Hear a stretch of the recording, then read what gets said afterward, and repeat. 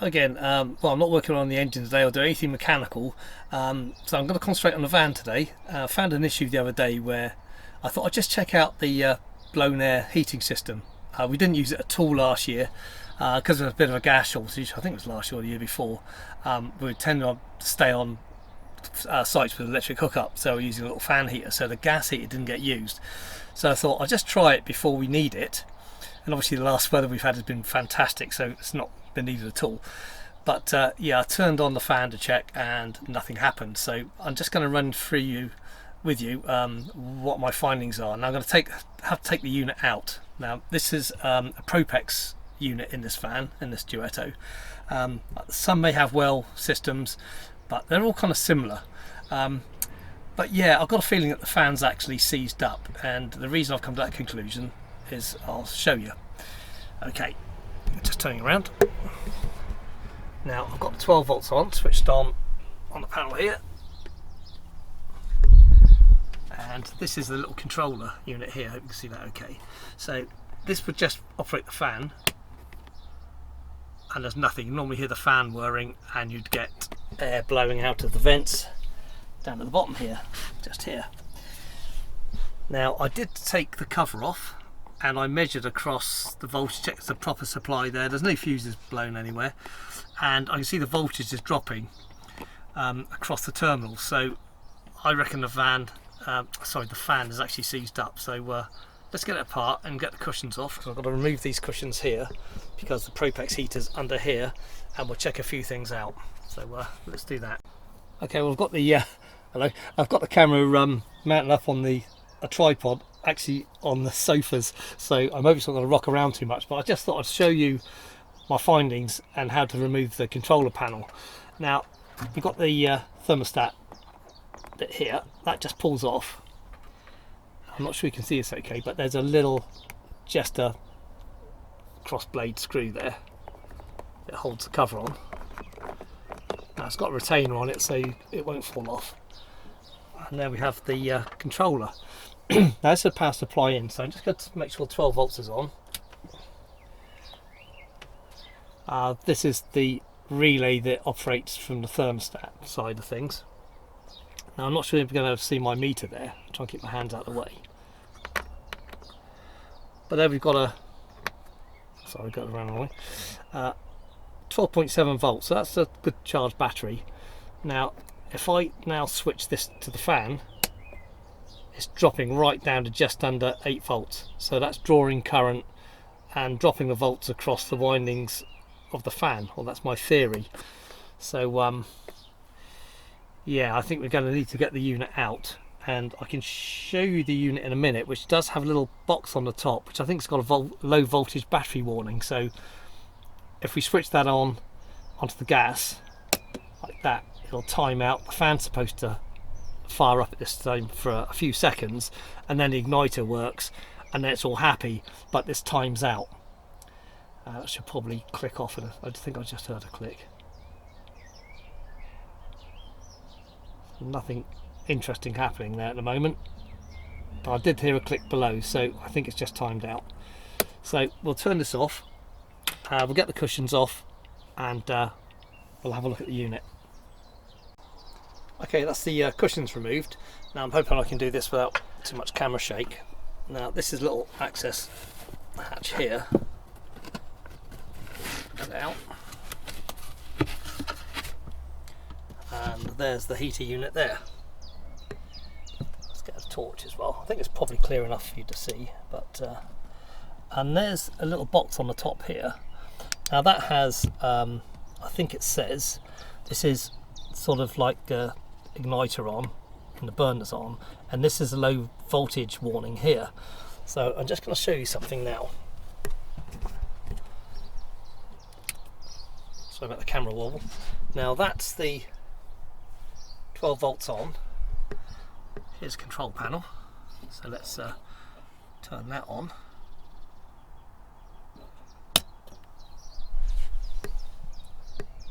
And it's gone straight to low voltage. See that there, the little red light on there? It might not show red very well under this light, but it's just timed out and turned off. So I haven't got the gas on. If I had the gas on, this would light as well, and then just time out and go off. But I know it's not going to work. I'm just showing you this for the sake of showing it. Now, you can see that's the exhaust down in there. So I'm going to have to try and get all this apart. I'm not going to be able to video this very well, but I'll tell you, I'll take as many pictures as I can, because this will have to come out so we can check the fan and see if I can actually repair it. Okay, so let's move on. Okay, a little fiddle, but that's the unit out of its compartment. It is very tight. Now I had to remove the vent here to pull it off the tube here, just get a bit of clearance, so I can move this forward after undoing the gas pipe, which is, I'll just show you down there. I think you see it on the end there, and it's only held in by 2 brackets, that one there and that one there. So 2 screws held the unit in, and the cable is kind of just long enough to bring it out. This is quite common apparently. I found a YouTube video where somebody's playing around one of these, and apparently they recommend cutting the wire and putting this block in the way. Why, I don't know, but it does make removal easier, because I can just make a note of the colours of the wire because they don't tie up. Obviously this goes back to the controller. Yeah, make a note of the colours of the wire, then I can get this out, clean it up, take the covers off, and then we can have a look inside and check the fan out. So let's get on with that. Well, I've got the unit on the bench here. I've just got a brush and taken all the dust off because it was absolutely minging. Incidentally, let's just turn this around a bit. This apparently is an air intake, a breather for it. No, sorry, that's the exhaust. And when I went to undo the Jubilee clip that's on here, it's actually loose. I just slid the exhaust straight off. So yeah, that's probably been like that since it's been installed, which is pretty bad. See, this is supposed to have had gas safety checks in its past. There's stickers for it. That should have been spotted. That's pretty bad.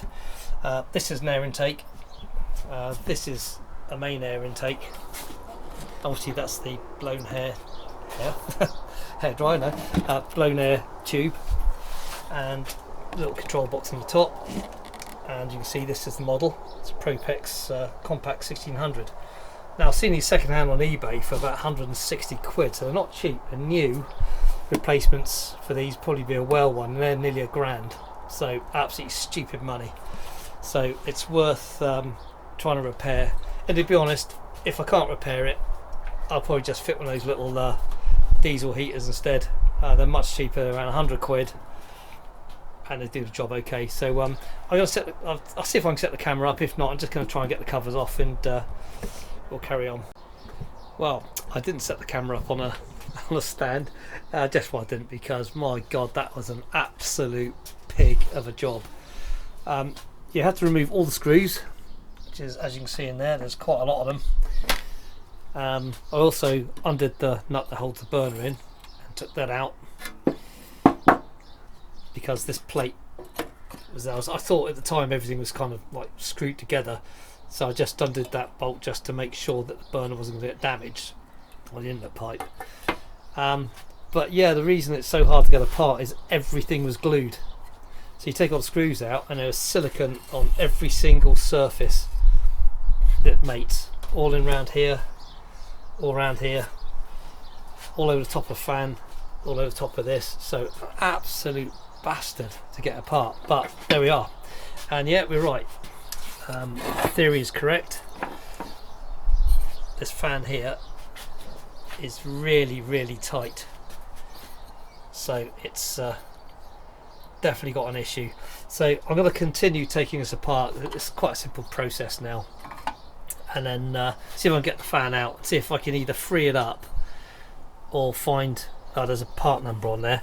There's probably a generic fan made by other companies, so I might be able to get a replacement. If I can't free it up, I'll try the replacement route. If I can't get one of those, then the bloody thing's scrap, but it's worth a try.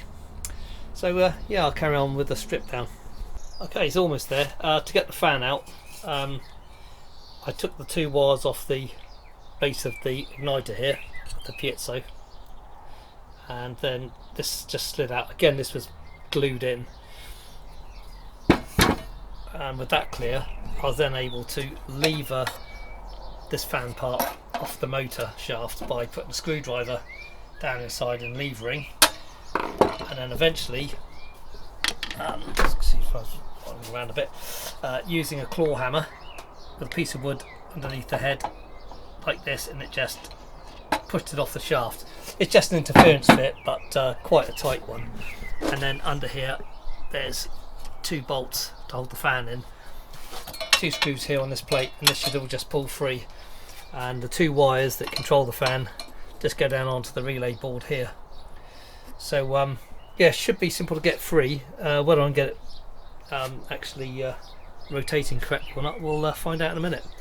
Okay, so I'll carry on. So I'm not recording this as I go, but it's a pretty laborious job, and it just makes for a very long, boring video. It's probably going to be boring enough as it is. Anyway, let's crack on. Well, got the motor out. Yeah, it was absolutely silicon to death in there.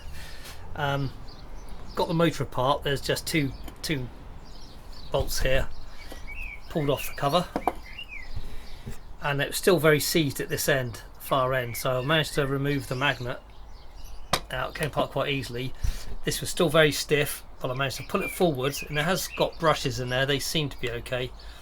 And now I can actually spin it around. So it's just literally gummed up from lack of use as well.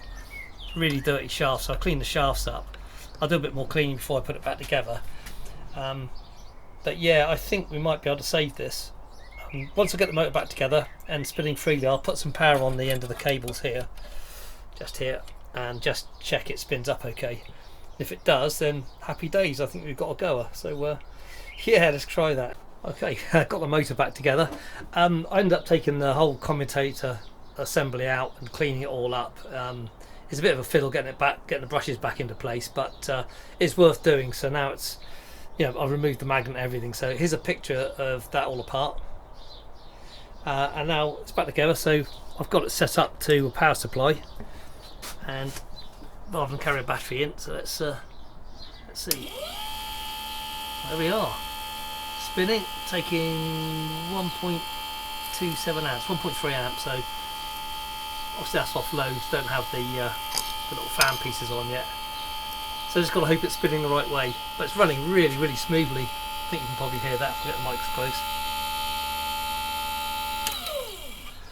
So yeah, happy days. All I can do now is put it all back together and try it out.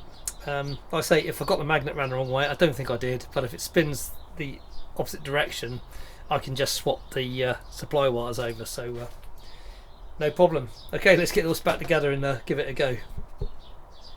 Well, happy days.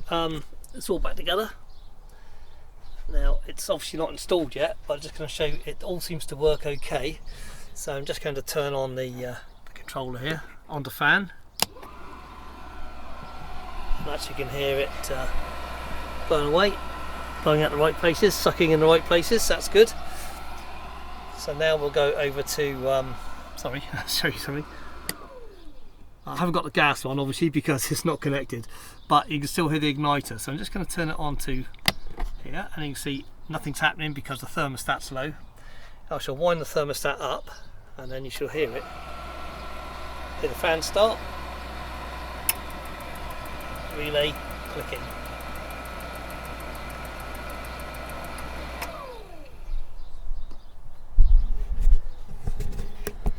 So yeah, it's a pain in the arse job. It's taken me pretty much all day, but hopefully it'll all go back together and it'll work absolutely fine now. So it's worth the effort. They're bloody expensive units, and fitting a diesel unit, okay, it's doable, but it's an arse ache to try and connect the fuel supply into the tank of the car, the van. So yeah, I'm happy with today. So yeah, I'll let you know if it all works correctly, which I'm pretty certain it will. I can hear the igniter going, everything seems to be working. So yeah, happy days. Until next time, cheers.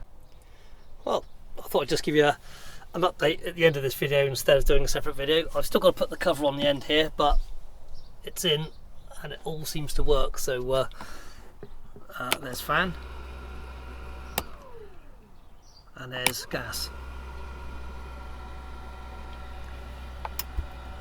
and I just heard it click in light.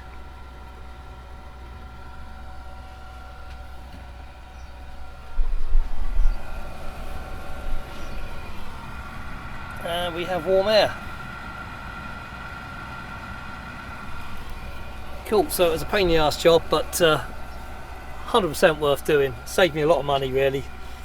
I view my time is fairly free. So yeah, happy days. I'll just wind this back so it should click off.